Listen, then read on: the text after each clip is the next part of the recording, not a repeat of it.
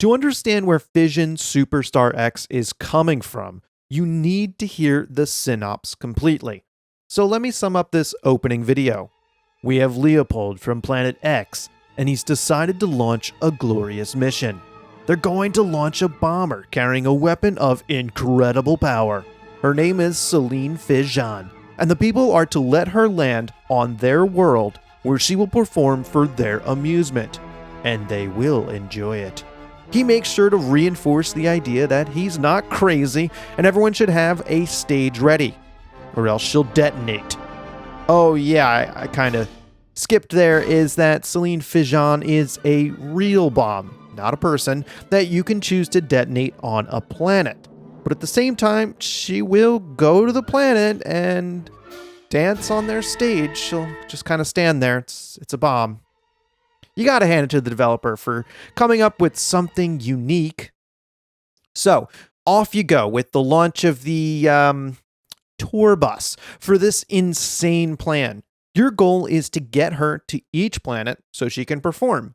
As with any game, they're not going to make it easy, and enemies flying all sorts of spacecrafts are in your way.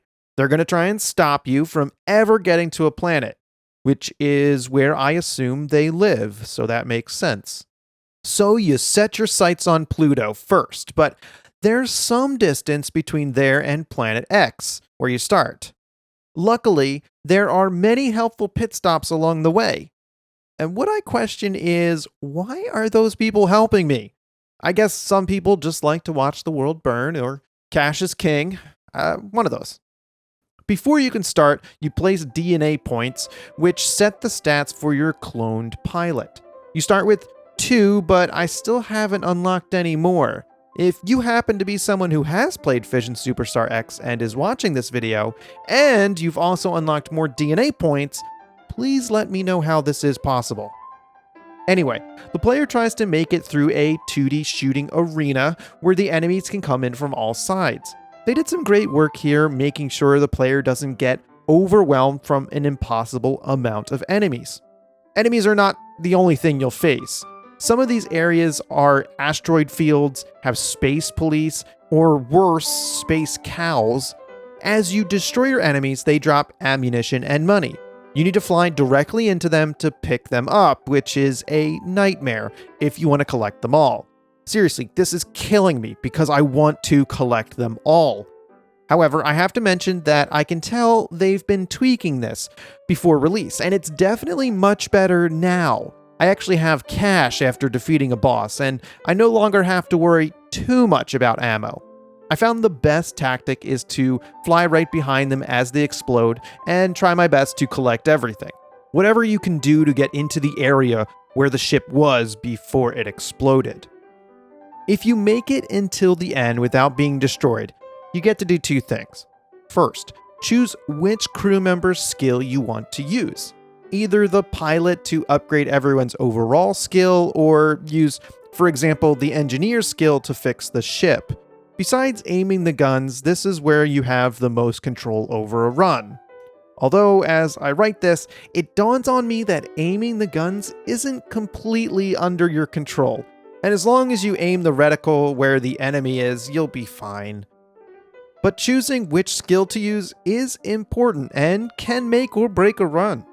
Building up your crew's stats is important, and if you have a flawless level, then it's easy to choose that option. But play poorly, and you'll have to fix the ship or heal crewmates, or you can upgrade your stats and pray.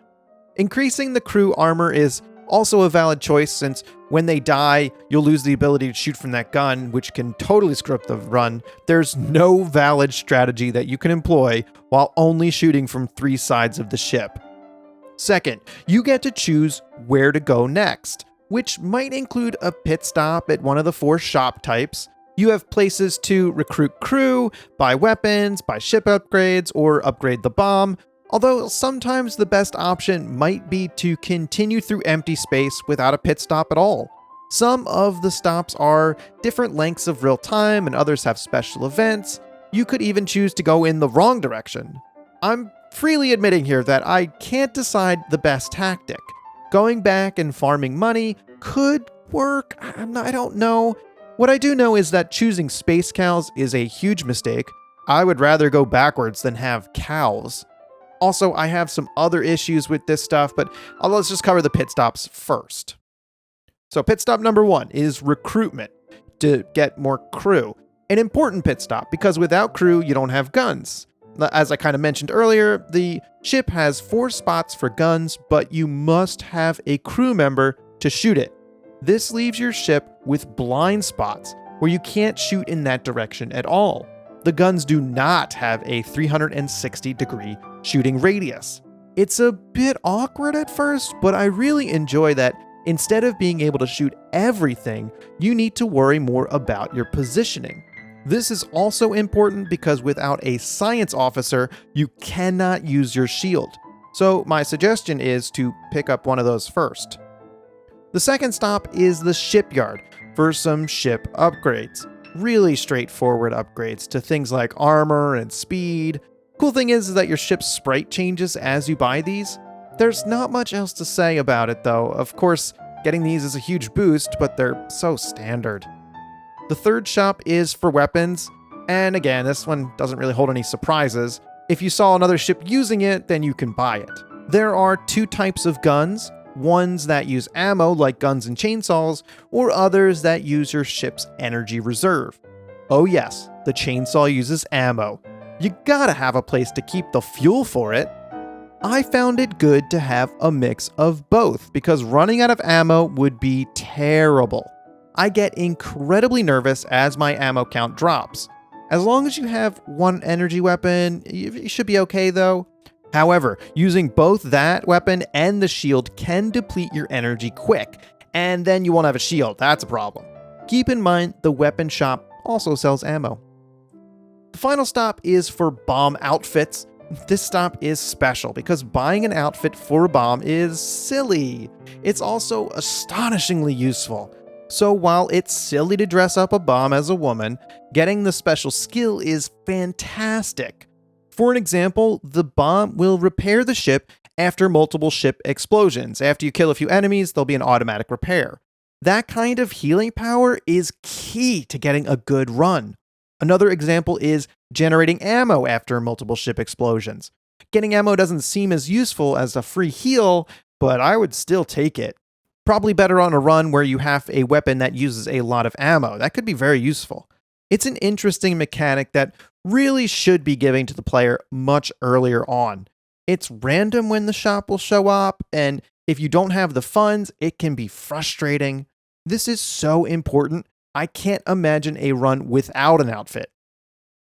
Well, that's the game loop, playing an attack screen, choosing a skill, choosing the next place to go, etc. You keep trying to get deeper on each run while trying to get to the next planet and explode. Keep in mind, and this is probably obvious, the run resets when you explode, but it does unlock more ships. So you are rewarded for ending your run early. You get to choose where to end your run, but if for some reason you don't end it and then you explode after that, well, you're not getting that new ship. Fission Superstar X is fairly difficult as well, so I always explode on the next new planet. Side note, I love how different each enemy ship design is. There's so many unique configurations, which keeps the game interesting. I also want to give a special shout out to whomever decided to make the cockpit exposed on some of these ships. If you haven't noticed yet, you can shoot the exposed person. It's a weak point on their ship. What a fantastic way to get rid of a ship quickly. It's such a smart idea. I love it. And now you've come to the part where I have to tell you that Fission Superstar X might not be for you. It isn't exactly for me either. It's got an incredibly slow start that continues through the entire run. It's methodical, almost business-like. Choosing a new ship doesn't really change the start either. They're all pretty similar, and it doesn't change your playstyle. This isn't like choosing a rogue or a warrior. I can barely notice any difference between them. The non-choices continue to when you need to select your next area. I mentioned the cows, right? Did I mention the cops too? I've accidentally picked these and it's ended in a game over every time. It seems like they're there for the late game, but it's randomized so they can just show up whenever. But if you're thinking more difficult area, then bigger reward, yeah, that's not really how it works. Also, you'll be stuck with the original ship weapons for a long time. The last run I did right before writing this, I had one unique gun on the front of my ship, but the 3 others were still the 10 DPS ones from launch. I was able to upgrade my ship on this run, but considering how boring those upgrades are, it's not exciting. That's kind of the definition of boring. Unless you purchase a melee weapon like a chainsaw, the gameplay doesn't change too much either. You might have to watch your energy more, but the guns are all very similar. Fission Superstar X feels the same throughout, without much excitement. All the runs feel very clinical in execution. I'm either alive or dead. Something crazy swoops in and kills me instantly. I can't take any chances where I narrowly escape death to come out better in the long run. Playing it safe by going through deep space can get a little dull.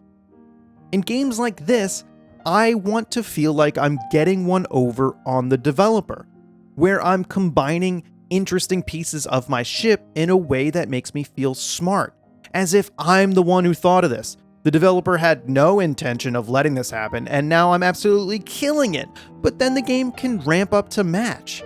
If it can lead to unexpected gameplay, then that's even better. Some sort of synergy between weapons and upgrades.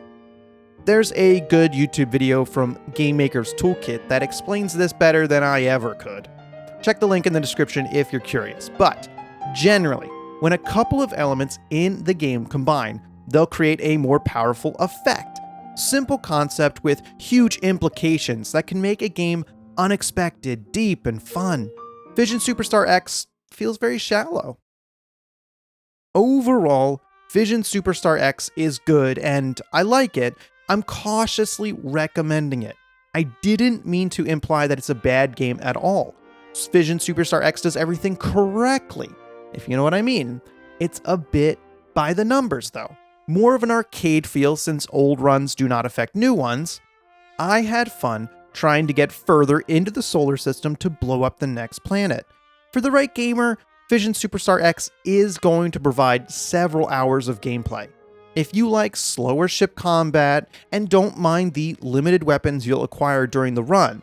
Still, it feels like the game is missing something special, some energy or some excitement that could get me more hyped while playing.